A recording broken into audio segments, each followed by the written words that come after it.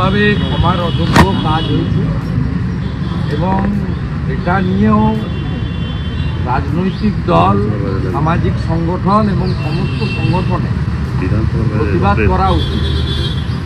মকর সংক্রান্তি আছে, কালকে গঙ্গাসাগর আছে, আজকে কুম্ভ শুরু হয়েছে, কিন্তু কালকের পরে এটা নিয়ে আমার মনে হয় ব্যাপকভাবে স্থানীয় স্তরে, ওখানে মেদিনীপুরে ভারতীয় জনতা পার্টি, ভারতীয় জনতা যুব মোর্চা বা অন্যান্য অনেকগুলি সংগঠন, রাজনৈতিক দল তাদের মতো করে বিক্ষোভ আন্দোলন গত 2-3 দিন ধরে করেছে। কিন্তু এর প্রতিবাদ হওয়া উচিত এবং আমি অত্যন্ত খুশি যে ডাক্তার বিশ্বপতি মুখার্জি এবং অ্যাডভোকেট কৌস্তব বাগচি তারা আজকে কলকাতা হাইকোর্টে জনস্বার্থের মামলা করেছেন, যাতে ড্রাগ কন্ট্রোলার এবং এনফোর্সমেন্ট ডাইরেক্টরেটকে মামলাতে করা হয় এবং যদি ড্রাগ কন্ট্রোলারের রিপোর্ট কোনো অ্যানামেলি থাকে, প্রমাণ হয় যে স্বাস্থ্য দপ্তর বা রাজ্য সরকারের ত্রুটি তো আছেই, তাহলে এটা সিবিআইকে হ্যান্ডওভার করা যায়। এবং লিভ গ্র্যান্টেড হয়েছে বলে আমি কৌস্তব বাগচির কাছ থেকে জেনেছি, বৃহস্পতিবার আছে। এর বাইরেও আরেকজন অ্যাডভোকেট মাননীয় আমাদের উনিও একটা নিয়েছেন, দুটো বিল হয়েছে, বৃহস্পতিবার আছে। তো যাই হোক, আমি আশাবাদী যে জনস্বার্থের এই বিষয়ে যে সবাই হস্তক্ষেপ করবে, কারণ এটা একদম দিনের আলোর মতো পরিষ্কার এবং ডকুমেন্ট বলছে, কথা বলছে যে স্বাস্থ্য দপ্তরের এখান থেকেই এই মারাত্মক ক্ষমার অযোগ্য ত্রুটিটা হয়েছে। কর্ণাটক সরকার 13ই ডিসেম্বর লিখিতভাবে, যার ডকুমেন্ট আমার কাছেও আছে, আপনাদের কাছেও আছে, 13ই ডিসেম্বর পাঠিয়েছে এবং তারপরে আপনারা দেখেছেন যে রাজ্য সরকার একটা দায় সারা 5 জানুয়ারি এই কোম্পানির স্যালাইন এবং অন্যান্য ওষুধের জন্য না বলেছিল, কিন্তু তারপরেও ইউজ করা হয়েছে এবং বেলা 12টা নাগাদ, আমি ব্যক্তি কেউ নয়, অ্যাজ এ এলওপি আমি এ বিষয়ে টুইট করা এক্স হ্যান্ডেলে দেওয়ার পরে 2:48 আবার হোয়াটসঅ্যাপ মেসেজ দিয়ে বলা হয়েছে যে এটাকে বন্ধ করো। সবগুলো সুপারকে, এমএসভিপিকে সবাইকে বলেছে এবং রিটার্ন মেল এবং হোয়াটসঅ্যাপ নম্বর স্বাস্থ্য ভবন থেকে দিয়েছে। এখানে যে পাটে মমতা ব্যানার্জি স্বাস্থ্যমন্ত্রী তার ত্রুটি বা নারায়ণ সবরূপ নিগমের ত্রুটি, সেটা হচ্ছে 1 নম্বর, এই স্যালাইন প্রকিউরমেন্ট সেন্ট্রালি করা হয় স্বাস্থ্য ভবন থেকে টেন্ডারের মাধ্যমে। দ্বিতীয় হচ্ছে 13ই ডিসেম্বর কর্ণাটক সরকার বলার পরেও প্রায় 3 সপ্তাহের বেশি, 1 মাসের কাছাকাছি এই বিষয়ে সরকার কোনো পদক্ষেপ গ্রহণ করেনি। এটা ক্ষমার অযোগ্য অপরাধ। তৃতীয়ত, যে কোম্পানিকে 22 সালে যে টেন্ডার ছিল তার 6 মাস টেন্ডার এক্সটেনশন দিয়েছে স্বাস্থ্য দপ্তর, এটাও একটা ক্ষমার অযোগ্য ত্রুটি এবং এর পিছনে অর্থ আছে, এটা আমি দাবি করি। এবং যদি ইডি এই কেসটা নেয়, মানি লন্ডারিং প্রমাণিত হবে। এবং সবচেয়ে যেটা, এদের যে কোম্পানির যে যতগুলো কোম্পানি আছে, মাল্টিপল নাম্বার অফ কোম্পানি, তাতে 2টো কোম্পানি জেনুইন, বাকি সমস্ত কোম্পানিগুলো ফলস। এই কোম্পানিগুলো, ফলস কোম্পানিগুলোকে টেন্ডারে সাপোর্টিং হিসেবে দেওয়া হতো এবং এখানকার যে কোম্পানির সাপ্লায়ার, তার মধ্যে মুকুল ঘোষ বলে একজন ডাইরেক্টর আছেন, মুর্শিদাবাদের বহরমপুরে বাড়ি। তিনি পলিটিক্যালি শাসক দলের ঘনিষ্ঠ। তিনি কলকাতায় এসে এই সেটিং এবং management, handover of the card money, percentage এবং কিভাবে আরএফপি হবে, কিভাবে টেন্ডার হবে, কিভাবে সাপোর্টিং ডকুমেন্টস দেব, কিভাবে অন্য কোম্পানিকে ঢুকতে দেব না, এগুলো সব করেছেন। সব মিলিয়ে আমরা আরজি করে প্রকিউরমেন্টের যে দুর্নীতি, ডাক্তার আক্তার আলীর অভিযোগের ভিত্তিতে অ্যাডভোকেট তরুণ জ্যোতি তেওয়ারির আইনি লড়াইতে যে কেস সিবিআই নিয়েছে, এই বিষয়টাও তার থেকেও অনেক বেশি মানে করাপশনের প্রশ্নে, প্রকিউরমেন্টের প্রশ্নে, এবং এটা ক্ষমার অযোগ্য হয়েছে। আমি সেদিনও ডিমান্ড করেছিলাম as a leader of opposition. আজকে আমার দুই কলিগ এমএলএকে সামনে রেখে আমি আবার ডিমান্ড করছি যে এই কেস এফআইআর হওয়া উচিত স্বাস্থ্যমন্ত্রী মমতা ব্যানার্জি এবং সচিব নারায়ণ স্বরূপ নিগমের উপরে এফআইআর হওয়া উচিত, এবং এই কেস এনফোর্সমেন্ট ডাইরেক্টরেট ইডিকে অবিলম্বে নিয়ে নেওয়া উচিত, এবং জনস্বার্থের মামলার শুনানির জন্য বাংলার মানুষ অপেক্ষা করে থাকবে। কলকাতা হাইকোর্ট অভয়াকাণ্ড বলুন, অনেকগুলো ঘটনায় বলুন, তারা রাতার ভূমিকা পালন করেছে।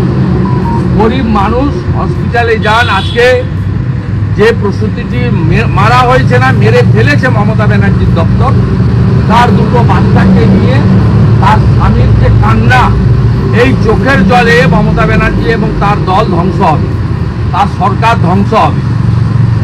এবং যেভাবে যে অন্যায় আপনারা করেছেন, এই অন্যায়ের ক্ষমা নেই, ক্ষমা নেই। দেখা যাচ্ছে যে তৃণমূল কাউন্সিলর রাস্তা বন্ধ করে হ্যাঁ, বলে একজন কাউন্সিলর ওয়ার্ড নম্বর 19 সব দখলে, সব দখল হয়ে গেছে। পুলিশের কিছু করার নেই। মমতা ব্যানার্জি প্রশাসনিক মিটিংগুলোতে যা করেন নিজের ইমেজ বিল্ড আপ করার জন্য, কারণ পুলিশ জানে এই লুটখোরদেরকে যদি স্যাটিসফাইড করে না রাখে তাহলে বজবজে ভোট লুট হবে না, আর বজবজে ভোট লুট না হলে তৃণমূল জিতবে না। আর যদি না জেতে তাহলে ওসি বা আইসির অবস্থা তাহিরপুরের মতো হবে, অথবা সাগরদিঘি হেরে যাওয়ার পরে ভোলানাথ পাণ্ডের যে অবস্থা করেছিলেন সেই অবস্থা হবে। মমতা ব্যানার্জিকে ঠিক করতে হবে যে তিনি রাজ্যের আইন শৃঙ্খলা এবং পুলিশকে তার নিজস্ব আইন এবং গতিতে কাজ করতে দিতে চান, না রাজনৈতিক স্বার্থে এলাকার গুন্ডাদের কথাই চলতে দিতে চান। আমার মনে হয়েছে তিনি দ্বিতীয়টাতেই অভ্যস্ত। যেভাবেই হোক গোটা রাজ্যে সমস্ত স্তরে একদলীয় শাসনতন্ত্র এবং ওনার লোকেরা থাকবে, এই কাজটা যে করে দিতে পারবে, সে লুৎফর হতে পারে, সে আইসি ওসি হতে পারে, বিডিও ডিএম হতে পারে, সে পুলিশের আইপিএস হতে পারে, তার ক্ষেত্রে সব ছাড় থাকবে। একইভাবে বুদ্ধদেব ভট্টাচার্যের সময় 2008-এ দুলাল সরকারকে সিকিউরিটি দিয়েছিল বুদ্ধবাবু আক্রমণ হওয়ার পরে। আপনি ভাবতে পারেন আমার চাই না, আমার সেন্ট্রাল কোর্টে কি আমি লিডার অফ অপোজিশন, তার সঙ্গে একজন পিএসওডি, অথচ 2001 সালে আমি মুখবেড়িয়া কেন্দ্রে হিরণময় নন্দের বিরুদ্ধে লড়েছিলাম। তখন আমার ক্যান্ডিডেট হিসেবে সিকিউরিটি ছিল, আমি ছেড়ে দিয়েছিলাম ইলেকশনের পরে, আমি কম ভোটে হেরেছিলাম, অল্প ভোটে। পরে বুদ্ধবাবু জানতে পেরে সিকিউরিটি ফিরিয়ে দিচ্ছি। সেই দুলাল সরকারের এক্সাম্পল দিচ্ছি। 2008-এ বুদ্ধবাবু তাকে সিকিউরিটি দিয়েছিলেন অ্যাটাক হওয়ার পরে, সেই সিকিউরিটি কন্টিনিউ করছিল। 2021 সালে মমতা ব্যানার্জির ক্যাবিনেটের এক রাষ্ট্রমন্ত্রী যারা হালি তৃণমূল, সেই হালি তৃণমূলের নেতা নেত্রী তারা ফোন করে সিকিউরিটি প্রশ্ন। আমি তো বলবো দুলাল সরকারের মৃত্যুর জন্য পুলিশ মন্ত্রী মমতা ব্যানার্জি দায়ী। চৈতালি বোন পারছে না বলতে, কারণ সে তৃণমূলের একজন নেত্রী। আমি বলছি 2024-এর লোকসভা নির্বাচনে সব বন্দুক জমা করা হয়েছিল ইংরেজ বাজারে। দুলাল সরকারের নিজস্ব লাইসেন্সি বন্দুক জমা করা হয়, কিন্তু ফেরত হয়, মৃত্যুর জন্য দায়ী। এটা কি তৃণমূলের পুলিশ মন্ত্রী মমতা ব্যানার্জি। এটা কি ছক্কশো বজবজ বলুন, ইংলিশ বাজার বলুন, তৃণমূল গুন্ডারা, তৃণমূলের তোলাবাজরা, তারা যা খুশি করতে পারে, রাস্তা আটকাবে, বোমা ফাটাবে, হ্যাপি বার্থডে করবে, সব কিছু করতে পারে, তাদের সেই ছাড়পত্র আছে। এই খুনের ঘটনা তাহলে 2021 থেকে কি ছক্কশো হচ্ছিল? এই যে আপনি যে বললেন, আমি বলতে পারবো না, আমি গোয়েন্দা নই। আমি বলবো চৈতালি বোনের উচিত কোর্ট মনিটরিং সিবিআই দাবি, নইলে এর আগেও সত্যজিৎ বিশ্বাস খুন হয়েছিল। এসব কেউ বিচার পায়নি, এক্ষেত্রেও মমতা বন্দ্যোপাধ্যায় বিচার দিতে পারেন। সিদ্দিকুল্লাহ চৌধুরীর একটা মন্তব্য নিয়ে প্রচন্ড জলঘোলা হচ্ছে, আপনি নিজেও টুইট করেছেন। মমতা বন্দ্যোপাধ্যায় তার মন্ত্রিসভায় এমন মানুষকে এখনো পুষবেন এই ঘটনার পরে? হ্যাঁ, পুষবেন, কারণ সিদ্দিকুল্লাহ চৌধুরী একটা বিশেষ গোষ্ঠীকে নেতৃত্ব দেন এবং তিনি একটা ধর্মীয়, তিনি একটা সংগঠনও চালায়, জামায়াত উলামা হিন্দ। তারা মমতা ব্যানার্জির ভোট ব্যাংক, ওই ভোট ব্যাংকে আঘাত আসবে, মমতা ব্যানার্জির চেয়ার নড়ে যাবে, সে কাজ তো তিনি করতে পারবেন। তিনি হিন্দুদেরকে উপদেশ দিয়েছেন আর অশোকনগরের বই মেলায়। আমি সিদ্দিকুল্লাহ চৌধুরীকে দুটো ফটো পাঠি, ওপার বাংলার এক ধর্মীয় বক্তার হুজুর বলে ওদের, আমি তো হুজুর বলতে পারবো না, আমি হুজুর বলতে ওদের পারবো না, ওরা বলে ওই ধর্মীয় বক্তা, উগ্রবাদী বক্তা, যিনি হিন্দুদেরকে বলছেন কাটবেন, শাহজাহানের বংশধর, তার একটা ভিডিও পোস্ট করেছি। ওরা এটা পেলেই বলতো যে ওপার বাংলার কথা কেন এখানে বলছি। আমি এপার বাংলার একটা তৃণমূলের বুথ সভাপতি মহিষা দলের মুসলিম সম্প্রদায়, তার একটা অপ্রাপ্তবয়স্ক নাবালক বাচ্চার সম্প্রতি বলা ভিডিও ছেড়েছি, দেখে নেবেন। আমি একটু বাংলাদেশে স্বরাষ্ট্র উপদেশ উনার ভাষায় উনাকে উত্তর দিই।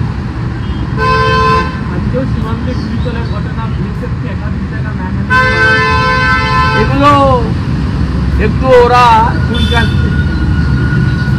চুলকাচ্ছে, কিন্তু ভারত যখন হিট করবে তখন বুঝতে পারবে, ভারত যখন হিট করবে বুঝতে পারবে। ভারত সাধারণত কোনো মশা মাছিকে হিট করে না। এবং আমি গতকালও বলেছি, আমি স্বামী বিবেকানন্দের বাড়ির সামনে দাঁড়িয়ে বলেছি, বাবুঘাটে দাঁড়িয়ে গঙ্গাসাগর যাত্রীদের রওনা করার সময় বলেছি, আজও বলছি, ওই 60-70 সালে পুরনো ভাঙা ট্যাঙ্ক দিয়ে এখন যুদ্ধ হয় না, বন্দুকে যুদ্ধ হয় না, ম্যান পাওয়ার লাগে না। ভারতের কাছে এত উন্নত প্রযুক্তির ড্রোন আছে, যেটা কলকাতা থেকে ওখানে আপনার উত্তর ভালো উত্তর। বাংলাদেশের স্বরাষ্ট্র উপদেষ্টা বলছে যে বিএসএফকে কাঁটাতার দিতে দেওয়া যাবে। বাংলাদেশের স্বরাষ্ট্র উপদেষ্টা বলছে কাঁটাতার দেওয়ার কাজ চলছে, তো জোর কদমে কাঁটাতার দেওয়ার কাজ চলছে, জোর কদমে চলছে। ভারতবর্ষ কাজ করছে আন্তর্জাতিক নিয়ম মেনে কাজ। আপনি গতকাল জ্যামার নেই রাজ্যের জেলগুলোতে বলছিলেন, রাজ্য সরকার স্থির করেছেন অত্যাধুনিক জ্যামার বসানো হবে যাতে 5G 4G ফোন আটকানো যায়। এই মুহূর্তে যা জ্যামার রয়েছে তা দিয়ে 2G ফোন আটকানো যায়। রাজ্যের প্রশাসনিক প্রধান পার্থ চ্যাটার্জির সঙ্গে মোবাইলে কথা বলে, আমি আগের কথাগুলো বলবো না, সম্প্রতির কথা বলবো। এবং তিনি যেদিন চান বেলের মোরব্বা খান, যেদিন চান খাসির মাংস খান। গত অষ্টমীতে লুচি ছোলার ডাল খেয়েছে। সে স্বাভাবিকভাবে আপনি কাদের হাতে আছেন। আমি তো বরাবরই দাবি করি এই ধরনের স্পর্শকাতর বিষয়গুলো পশ্চিমবাংলার বাইরে এই মামলাগুলো নিয়ে যাওয়া উচিত। তারা তদন্তকারী সংস্থা চার্জশিট দিয়েছেন, কনভিকশন করাতে চান, তাদেরকে আমি অনুরোধ করবো এই মামলাগুলো বলে পশ্চিমবঙ্গের বাইরে নিয়ে যান। আপনি রোজ ভ্যালির মামলা ভুবনেশ্বরে ছিল বলে ভুবনেশ্বর জেলের অভিজ্ঞতাটা কি সম্মানীয় সুদীপ বন্দ্যোপাধ্যায়ের কাছ থেকে শুনে আসুন। তিনি হসপিটাল এবং ভুবনেশ্বর জেল মিলে 4 মাস ছিলেন। সুদীপটা জানে দুঃখ যন্ত্রণা আর জেল কাকে বলে। জেল কাকে বলে এটা শাহজাহান, পার্থ চ্যাটার্জি, জ্যোতিপ্রিয় মল্লিক এরা জানে না। জেল কাকে বলে কিছুটা অনুব্রত মণ্ডল জানে, তিনি তিহার জেলে ছিলেন। সেই জন্য তিনি রাজনীতি করছেন, করুন, কোনো সমস্যা নেই। কিন্তু তার জেলে যাওয়ার আগের ভাষা আর এখনকার ভাষার মধ্যে অনেক তফাৎ আপনারা বুঝতে পারছেন। সুদীপদার ভাষার মধ্যেও আমরা তফাৎ দেখি পার্লামেন্টে, অনুব্রত মণ্ডলেরও আগের ভাষা এখনকার ভাষার মধ্যে তফাৎ দেখি, কারণ একজন ভুবনেশ্বর আরেকজন তিহার জেল থেকে ফিরে এসে, আর এই জেলে যারা থাকেন তারা বেরিয়ে এসে, যেমন জীবন কৃষ্ণ সাহা, যেমন মানিক ভট্টাচার্য, তাদেরও আমরা দেখছি কিভাবে নির্লজ্জের মতো মুখে মাস্ক না লাগিয়ে অনন করে ঢুকছেন আর বেরোচ্ছেন। আমার স্ট্যান্ডিং কমিটিটা কোথায় আছি সেটা শুনে দিচ্ছি। আর্থিক বঞ্চনা করছে রাজ্য সরকার, কুম্ভে আর্থিক কেন্দ্রীয় সাহায্য পেলেও গঙ্গাসাগরে কোনো কেন্দ্রীয় সাহায্য নেই। রাজ্য সরকার গঙ্গাসাগরে আর্থিক বঞ্চনা কেন্দ্র কোনো সাহায্য। তো বিজেপি সরকার এলে কুম্ভ করছে, আমরা করব। এদের চোরেদের হাতে টাকা দিচ্ছে, তার বাইরেও তো ভারত সরকার তার প্রাপ্য থেকে বেশি টাকা দিয়েছে। আগে জিএসটির অডিটটা জমা করাতে হবে। এবারেই লোন কত নিয়েছে জানেন? এই 9 মাসে 79,000 টাকা মার্কেট থেকে লোন, 79,000 কোটি টাকা, 9,000 কোটি টাকা সেন্ট্রাল গভর্নমেন্টের এনওসি নিয়ে আরবিআই থেকে লোন, 2200 কোটি টাকা মার্কেট থেকে লোন, আদার সোর্স থেকে মার্কেট থেকে লোন। আপনি এটা হিসাব করুন, 91,000 কোটি টাকা অলরেডি এই 9 মাসে ঋণ নিয়েছে, এবং এই ঋণ নিয়ে দান খয়রাতি করে। বলছি একটা লাস্ট প্রশ্ন, সেটা হলো যে যোগী আদিত্যনাথ এবং ইউসি স্পিকার আমাদের রাজ্যের স্পিকারকে কুম্ভে থাকার জন্য আমন্ত্রণ জানিয়েছেন স্টেট গেস্ট হিসাবে, যাতে তিনি থাকেন। এটা কি কীভাবে? না, আমি এটা বলবো না, এগুলো তো বাইরের প্রদেশে চলে, এগুলো বাইরের প্রদেশে চলে। বাইরের প্রদেশ মনে করে যে স্পিকার মানে পশ্চিমবঙ্গ বিধানসভার কোনো দলের স্পিকার, আর এই স্পিকার তিনি মনে করেন যে আমি তৃণমূল কংগ্রেসের। এ দুটো তফাৎ আছে, বাইরের কোনো রাজ্যেই হয় না। আমি এমপিও ছিলাম, অন্য রাজ্যেও আমাকে কাজের সুবাদে যেতে হয়, অন্য কোনো রাজ্যে এই জিনিস হয় না, অন্য কোনো রাজ্যে এই জিনিস হয় না।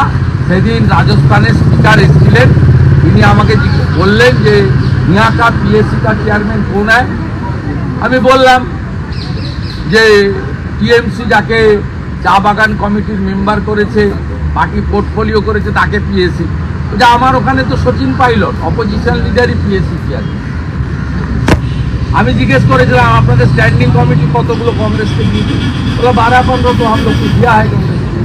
এখানে একটা স্ট্যান্ডিং কমিটির chairman PSC public account committee. এই সরকারের কোনো লাজ লজ্জা বোধ আছে? Rahul Gandhi leader of opposition, তিনি নমিনেট করেছেন সি বেণুগোপালকে, তিনি পিএসসির চেয়ারম্যান। আরে পিএসসি নজরদারি করে সরকারের টাকা পয়সা। এখানে ডক্টর অশোক লাহিড়ির মতো অর্থনীতিবিদের নাম পাঠানোর পরেও 4 বছর ধরে ইগনোর করছে। ইনি এগুলো শিখুন, উত্তরপ্রদেশের অধ্যক্ষ বা মুখ্যমন্ত্রীর কাছ থেকে শিখুন কি করে এই চেয়ারগুলোর মর্যাদা রাখবে। সংবিধান দিবসের দিন ইডি সিবিআই কেন্দ্রীয় এজেন্সির বিরুদ্ধে রেজুলেশন আনেন এই স্পিকার, আর আমরা বলতে উঠলে বলে এটা বাদ যাবে ওটা বাদ যাবে। ডিস্টার্ব করার দায়িত্ব ডিস্টার্ব করা, টু স্যাটিসফাইড অটোক্র্যাট